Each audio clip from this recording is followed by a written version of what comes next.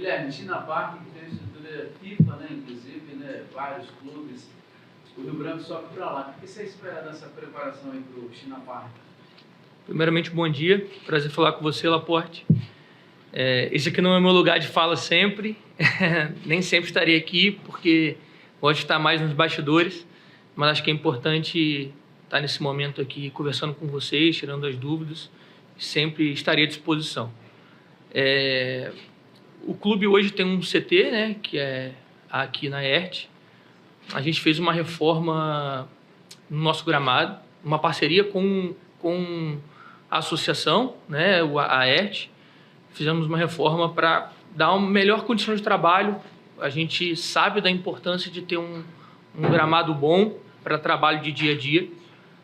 A gente começou essa reforma faz 2 meses, mas chegando perto da apresentação, a gente não achou que o gramado ainda era um gramado ideal para o nosso dia a dia ali e tal. Então a gente fez essa parceria com o Parque do China. A diretoria do clube não mediu esforços para a gente estar num ambiente bom, né? A importância dessa semana no Tina Park é muito grande, porque a gente consegue controlar muito bem a alimentação dos atletas, o descanso. A gente vai conseguir fazer mais períodos do que estava dentro do planejado. Então, literalmente, a gente vai ter 5 dias lá no Parque do China, mas vale para 10, porque a gente vai ter 2 períodos, 3 dias, né? Quão é importante nesse começo ter isso.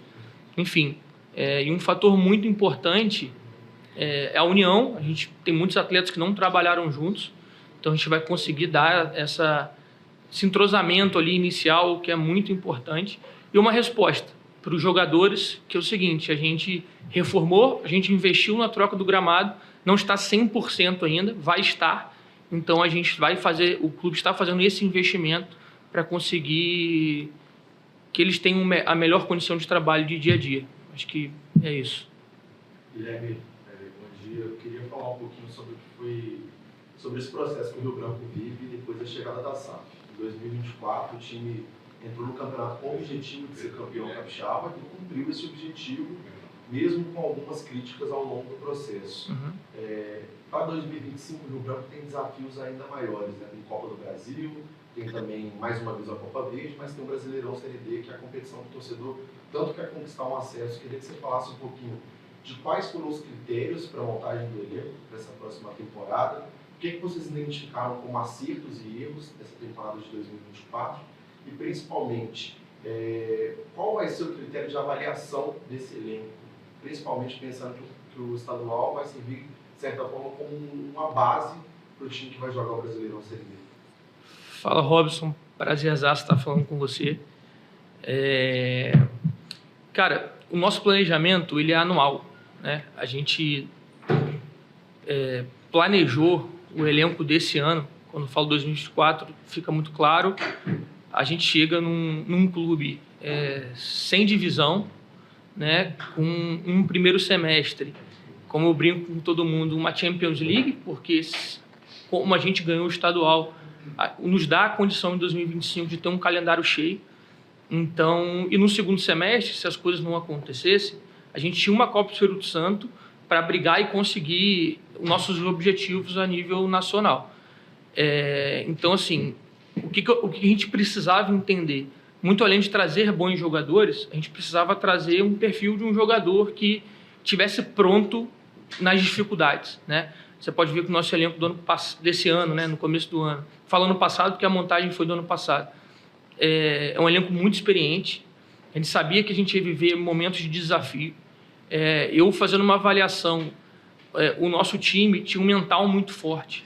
A gente às vezes tomava um gol inicialmente, não perdia a postura nos jogos, a gente conseguia ali empatar os jogos até virar. Então eu acho que esses jogadores vieram para cá, não foi por acaso, né? Jogadores de nome e os que não são de nomes preparados para entender que o maior clube do estado estava há 9 anos sem ganhar um título, a cobrança era muito forte, a expectativa era muito grande em relação à SAF. Então, esses jogadores cumpriram o seu papel junto com a comissão técnica que estava, o Rodrigo César. O Rodrigo César foi um pedido meu, porque ninguém conhecia a competição igual ele conhecia.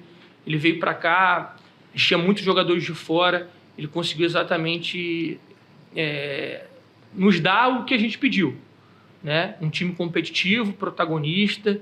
Você pode ver que eu até brinco com ele, cara, você tem muita disposição. A gente jogou grande parte do campeonato com 2 meias, né? Eu não me recordo recentemente um time que jogue com literalmente 2 meias, né? Que foi Carlos Vitor e Aloysio.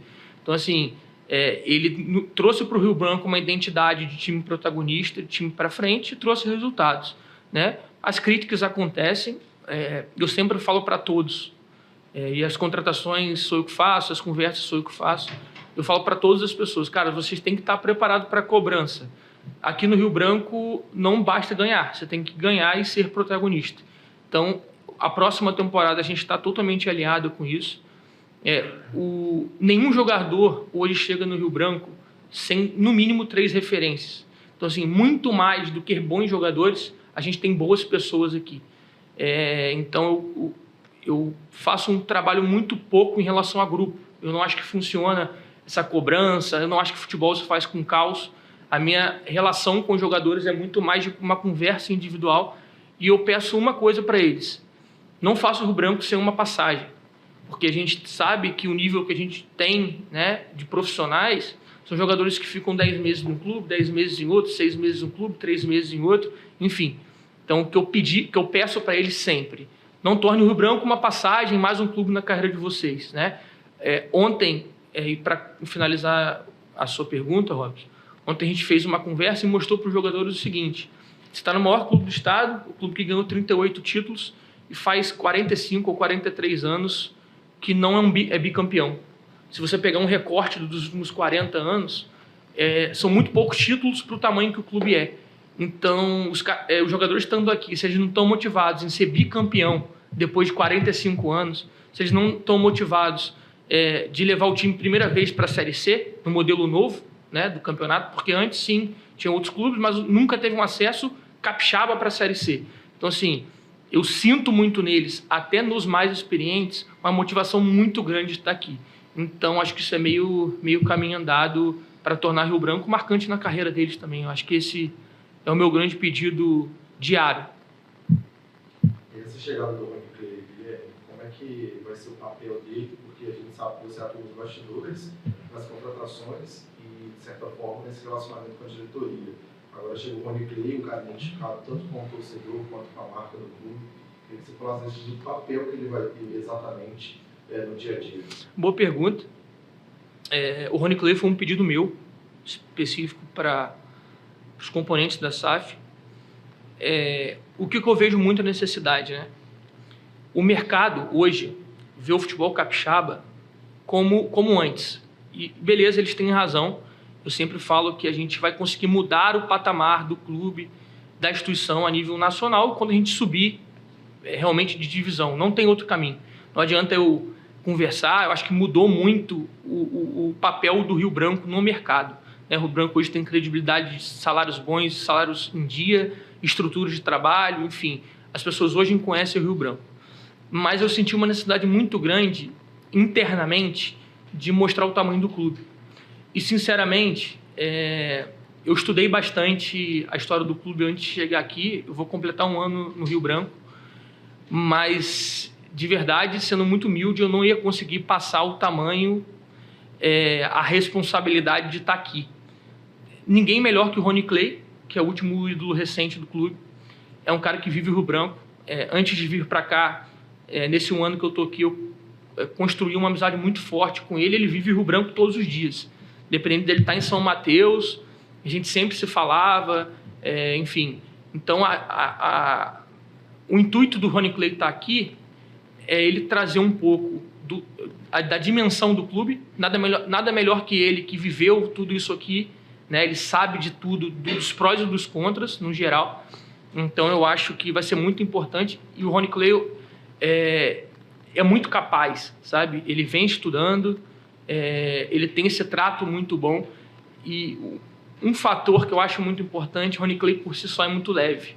Futebol se faz ambiente leve, futebol faz com ambiente com união. Então, acho que o Rony pode ser esse elo entre a diretoria, com os jogadores. Eu já faço esse trabalho, mas é um cara que tenho certeza absoluta que vai nos ajudar muito nesses 10 meses de competição e a médio e longo prazo. Pensa em ter alguns amistosos de bom nível para que a turma pegue um bom entrosamento antes da competição acontecer. Prazer, Jairo, estar com você. Homenagem mais do que merecida. Você leva o nome do jornalismo capixaba e indiretamente o nome do Rio Branco para onde você vai. Então não poderia ter uma pessoa melhor para homenagear essa sala tão linda que foi feita. E também para todos os jornalistas, acho que vocês precisam, não só o Rio Branco, mas todos os clubes, recepcionar vocês dessa maneira. Vocês que conseguem levar a informação do nosso dia a dia para o torcedor. Então espero que cresça cada vez mais esse movimento de jornalístico no estado. Precisa, né? A gente precisa levar o Rio Branco, o Rio Branco não, o futebol capixaba para cima, para frente. Então eu sei que você é com todo o respeito, da velha guarda. Tem ótimas pessoas vindo, Núcleo do Esporte, Robson Maia. Então acho que essa união entre experiência e juventude vai trazer o futebol capixaba mais forte na imprensa também. O nosso planejamento está feito até março. A gente já tem todos os nossos cronogramas de trabalho, de carga de treino, primeiro na pré-temporada, depois alguns ajustes táticos e técnicos, né, que o professor Ricardo Cobalcini faz. Estou muito feliz com a nossa nova comissão, o quanto eles são organizados e preparados para estar aqui. A gente tem que fazer isso, a gente tem que se organizar 3 meses antes no nosso planejamento. A gente tem uma dificuldade muito grande em relação a marcar amistosos. Então, a gente está 90% fechado em ter um amistoso contra a Tombense, que é um clube parceiro, que tem uma estrutura muito grande de campos bons, de nível técnico bom. Então, assim, 99% que a gente faz um amistoso com a Tombense, a gente deve fazer uns 2 a 3 amistosos regionais. Como te falei, a gente tem uma dificuldade de conseguir esses amistosos, por questão logística mesmo, e eu acho que o ideal de tudo é sempre a gente estar enfrentando os clubes no nosso nível, um nível acima, porque aí realmente a gente vai ter um termômetro do que a gente vai ter de competição até final de setembro, né? A perspectiva é que a gente tenha em torno de 50 jogos. Bom dia,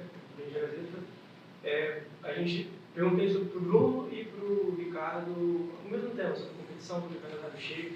Eu queria trazer, e o Ricardo respondeu que a prioridade é o Capixabão e a Série B. Mas eu queria saber uma questão também de opinião de diretoria, de quem cuida de finanças de clube, cuida do dinheiro. A gente sabe que a Copa do Brasil é o campeonato mais remunerado do país, e a primeira fase já paga quase R$800 mil para quem passa. A segunda fase paga quase R$1 milhão.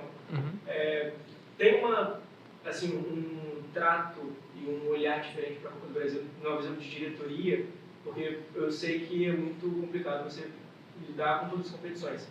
Mas também teve alguma conversa com o Ricardo, acho que isso aqui, pelo menos a primeira fase, é muito importante para o clube para colocar isso em caixa. Não, beleza. Eu vou te responder no geral e depois respondo exatamente na questão da Copa do Brasil. A gente tem um calendário de 10 meses, a gente fragmenta ele em 2 partes. A primeira, até abril, que a gente tem Copa Verde, Copa do Brasil e estadual. A gente tem que entender...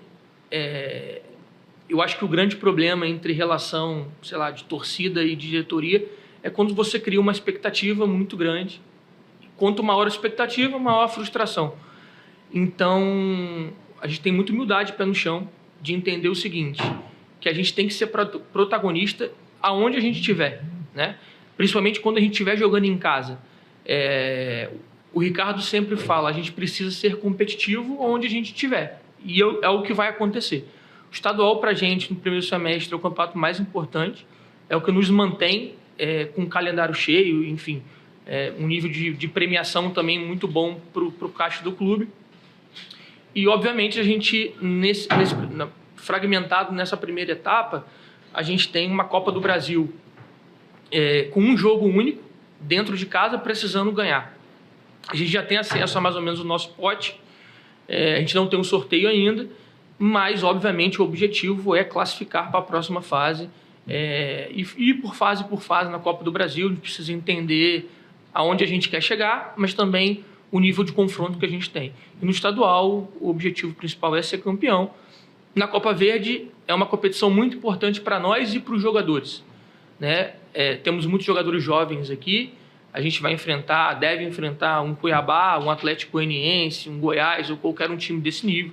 A gente entende que é bom para a instituição. Ano passado, isso é uma amostra. Esse ano a gente teve uma amostra disso, que a gente foi lá em Vila Nova, com um time de Série B, com o time do Vila Nova completo titular. Eu acho que a gente sai de um jogo perdendo de 1-0, orgulhoso, sabendo assim, a gente podia ter ganhado esse jogo, perdemos, a gente podia ter ganhado esse jogo num jogo único lá em Goiás, com um time de Série B. Eu conheço alguns jogadores de lá, eles elogiaram bastante o nosso time, então isso vai posicionando o Rio Branco a nível nacional, né? Mais ou menos por aí. Então, na Copa Verde não é diferente. A gente deve enfrentar a primeira fase regional e depois a gente vai para nível nacional, chegando o mais longe possível, sempre.